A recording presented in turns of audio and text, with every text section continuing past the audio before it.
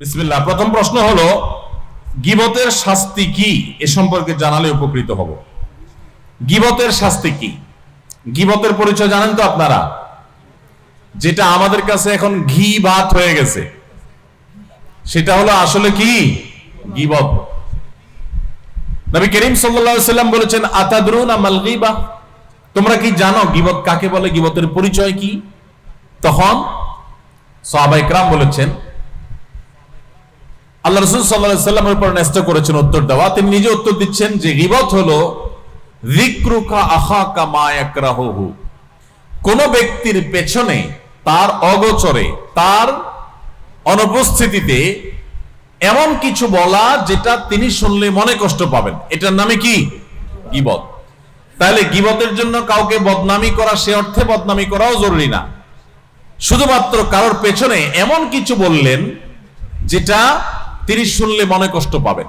যেমন লোকটা খাটো, আপনি তার পিছনে বললেন, ওই যে বাইকটা, এই যে বললেন না, এটাই গীবত হয়ে গেছে, কারণ এটা তার সামনে এভাবে বললে তিনি মনে কষ্ট পাইতেন। এই যে কারোর পেছনে তার মন্দ কিছু বলাটা গীবত, এটা যদি সত্য কথাও হয় তারপরেও গীবত হবে, বরং সত্য হলেই গীবত হবে। আর যদি তার পেছনে কোনো মিথ্যা কথা বলেন তাহলে সেটা হবে মিথ্যা অপবাদ, গীবতের চাইতে আরো জঘন্য গুনাহ। এই গীবত কবিরা গুনাহ, এটা মহা অপরাধ, ভয়ঙ্কর অপরাধ। আপন মৃত ভাইয়ের গোশত খাওয়া যেরকম জঘন্য অপরাধ, নোংরা গুনাহের কথা, কারোর গীবত করা ঠিক সেরকম গুনাহের কথা। আল্লাহ তাআলা কোরআনে এর সাথে এটাকে গীবতকে তুলনা করেছেন। এজন্য ভাই, গীবত থেকে আমাদের বেঁচে থাকতে হবে। যারা গীবত করে, শয়তান তাদেরকে দুইটা মাসআলা সাপ্লাই করে, তাদের নিজের কাজটা যাতে দোষের মনে না হয় সেজন্য শয়তান তাদেরকে দুইটা মাসআলা ডেলিভারি করে। তার একটা হলো, শয়তান বলে যে আমি যার পেছনে সমালোচনা করতেছি এটা তো আমি সত্য বলতেছি, মিথ্যা বলতেছি না। যদি কেউ কারোর গীবত করে আর আপনি বলেন ভাই কারোর গীবত করেন না, গীবত করা গুনার কথা, তাহলে লোকটা কি বলবে? সে বলবে ভাই আমি যেটা বলতেছি সত্য বলতেছি, আমি মিথ্যা কিছু বলতেছি না। এই লোকটা গীবতের সংজ্ঞা জানেন না। একটা লোক খারাপ একটা কাজ করেছে, তার অগোচরে আপনি রাস্তাঘাটে, দোকানে পাটে হেঁটে হেঁটে মানুষের কাছে, অনেক মা বোনরা আছেন যে কোন মহিলার কোন ত্রুটি পাইছে, অন্য মহিলাদের সাথে রসি রসি এটা গল্প করেন। তিনি যেটা করেছেন অন্যায়, সেই অন্যায়টাই তার পেছনে বললেই গীবত হবে। আর দ্বিতীয় যে মাসআলা শয়তান আমাদের ডেলিভারি করে, সেটা হলো যদি কাউকে বলেন আপনি ভাই গীবত করেন না, তখন বলবে ভাই এটা আমি তার সামনেও বলতে পারবো, আপনি কি মনে করছেন? তো সামনে বলতে পারবেন আপনি, এত বড় বেটাগিরি আপনার জাহির করার ক্ষমতা যদি থাকে, তাহলে পিছনে কেন বলতেছেন? সামনে বলেন, সেটা জায়েজ আছে, পিছনে বলা জায়েজ নাই।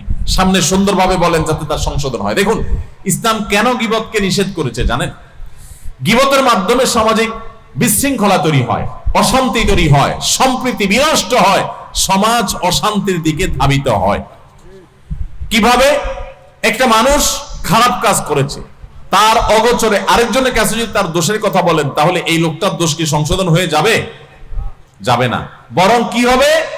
অন্যান্য লোক যাদের কাছে তার বদনামি করলেন, ওই লোকগুলো যার গীবত করেছেন তার সম্পর্কে ভুল ধারণা তৈরি হবে, জেদ তৈরি হবে, ঘৃণা তৈরি হবে, সমাজে তাদের মধ্যে দূরত্ব তৈরি হবে।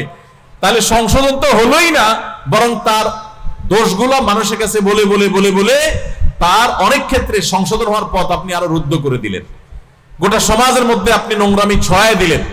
আর যদি তার সামনে বলেন, তাহলে সেক্ষেত্রে কি হবে? ওই লোকটা তার দোষের কথা শুনে যদিও সে চেতে যায় বা উপর দিয়ে মনে কষ্ট জাহির করে, ভেতরে সে ঠিকই অনুভব করবে যে আমার তো এই দোষটা আসলে থাকা উচিত না। তাহলে তার সংশোধনের একটা সম্ভাবনা তৈরি হবে, সমাজ ভালো কিছু দেখবে। এজন্য ইসলাম বলে মানুষের প্রশংসা করবেন পেছনে আর বদনাম করবেন সামনে। প্রশংসা হবে কোথায়? মানুষের প্রশংসা করতে হয় তার সামনে না পিছে? তার অগোচরে। আর তার দোষ থাকলে সে দোষের চর্চা করতে হয়, সমালোচনা করতে হয় সামনে না পিছে? সামনে। কেন? কারণ সামনে দোষের কথা বললে তার সংশোধন হবে, আর সামনে যদি প্রশংসা করেন তাহলে তো সে ফুলে যাবে, অহংকারী হয়ে যাবে, মনে করবে আমি অনেক কিছু হয়ে গেছি। তখন অহংকারী মানুষ সমাজে বাড়লে সমাজ কি সুখী হবে না অসুখী হবে?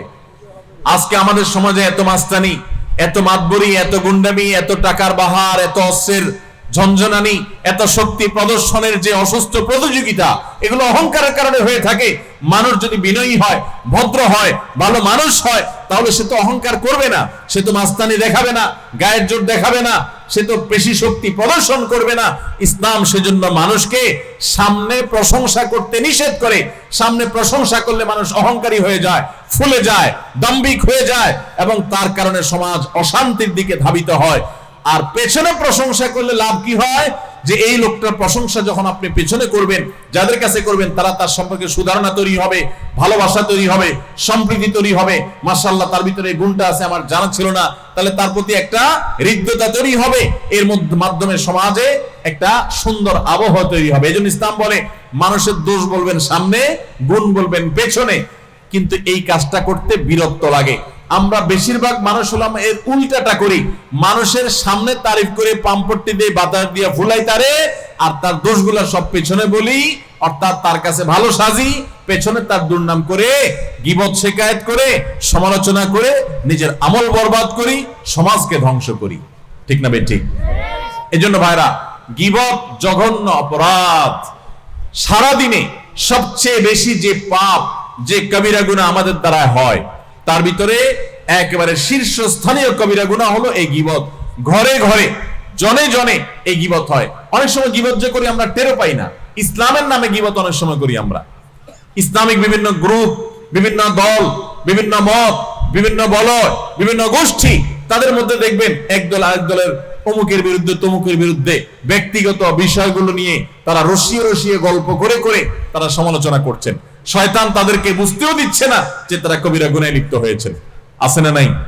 ভাইরা আমার, আমরা কোন মুসলমান ভাইয়ের দোষ চর্চা তার পেছনে করতে যাব না। গীবতের শাস্তি কি?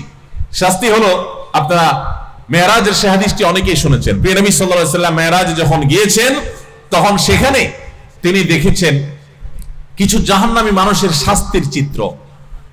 ভয়াবহভাবে তাদের কিছু শাস্তির চিত্রকে আল্লাহ রাব্বুল আলামিন নবী সাল্লাল্লাহু আলাইহি ওয়াসাল্লামকে দেখিয়েছেন। প্রশ্ন উঠতে পারে, জাহান্নামে তো এখনো কেউ যায় নাই, কিভাবে এত সকাল তিনি জাহান্নামের শাস্তির চিত্র দেখেছেন? উত্তর হলো, গায়েব এবং অদৃশ্যের জগতের পুরো পরিস্থিতিটা আসলে কেমন এটা আল্লাহ তাআলা ভালো জানেন। তবে সম্ভাব্য একটা রূপ এমন হতে পারে যে হয়তোবা সেটা ছিল ডামি, যে এরকম হবে তেমনটি আল্লাহ তাআলা তার নবীকে দেখিয়েছেন। তো তিনি এরকম শাস্তিগুলোর ভিতরে একটা দেখেছেন যে কিছু লোক, তাদের কিছু নখ আছে, এই নখগুলো সাধারণ নখের মতো না, এগুলো সবগুলো হলো পিতলে, অত্যন্ত শক্ত। এই নখগুলো অত্যন্ত ধারালো। এই নখগুলো দিয়ে তারা তাদের নিজেদের মুখ এবং নিজেদের বুককে তারা ছিঁড়ে শেষ করে ফেলছে, রক্তাক্ত করে ফেলছে। এটা যে তারা সাধে করছে তা না, অর্থাৎ এটা অটো হয়ে গেছে, স্বয়ংক্রিয়ভাবে হচ্ছে, তাদের নিজের ইচ্ছার বাইরেই হচ্ছে। নিজের শরীরকে নিজে, ছোট ছোট বাচ্চা যেরকম নিজে না বুঝে খামচি দিয়ে নিজের চেহারাকে লাল করে ফেলে, রক্তে রক্তিম করে ফেলে, ঠিক এমনি ভাবে জাহান্নামীদের মধ্যে কিছু জাহান্নামী, তারা তাদের নিজেদের ধারালো এবং তামার তৈরি নখ দিয়ে আল্লাহ তাআলা তাদেরকে শাস্তি দিবেন, যে অটোমেটিক তাদের নিজেদের মুখ, তাদের বুককে তারা ছিঁড়ে ফেলবে, রক্তাক্ত হবে, জ্বলতে থাকবে, ব্যথায় কাতরাতে থাকবে, আবার করতে থাকবে, এটা তাদের হাতে থাকবে না। এই শাস্তিগুলো যখন হচ্ছিল, নবী সাল্লাল্লাহু আলাইহি ওয়াসাল্লাম জিজ্ঞাসা করেছিলেন জিবরিলকে, ভাই জিবরিল, এই কঠিন শাস্তির মুখোমুখি যাদের করা হয়েছে, এই লোকগুলোর অপরাধ কি ছিল? তখন জিবরিল নবী সাল্লাল্লাহু আলাইহি ওয়াসাল্লামকে জানিয়েছেন, এদের অপরাধ ছিল তারা দুনিয়াতে মানুষের পেছনে গীবত করে বেড়াতো। এজন্য গীবতের গুনাহ থেকে বেঁচে থাকবো তো ইনশাআল্লাহ। আল্লাহ তাআলা আমাদের সবাইকে তৌফিক দান করুন।